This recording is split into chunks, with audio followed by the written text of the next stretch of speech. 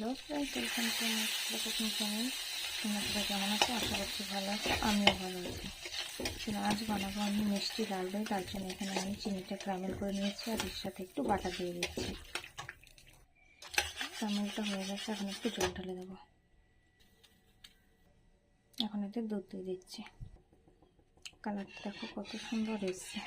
এখন আমি মাপ মতো চিনি দিয়ে দিচ্ছি, পরিমাণ মতো। আমি কিছুটা পরিমাণে গুঁড়ো দিয়ে দিচ্ছি।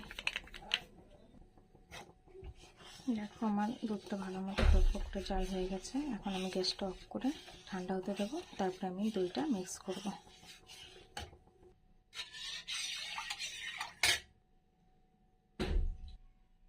এদিকে দইটা মিশিয়ে নিচ্ছি।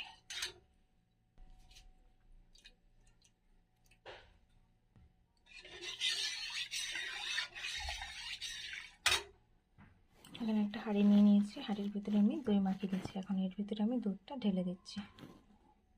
এখন আমি হাঁড়ির ভিতরে রেখে দিয়ে ঢেলে দিয়েছি। এখন এটা আমি 24 ঘন্টার জন্য হতে দেবো, তারপরে আমি আবার ফিরে আসছি। ফ্রেন্ডস, দইটা কত সুন্দর জমে গেছে আর আমি ফ্রিজে রেখে দিয়েছি।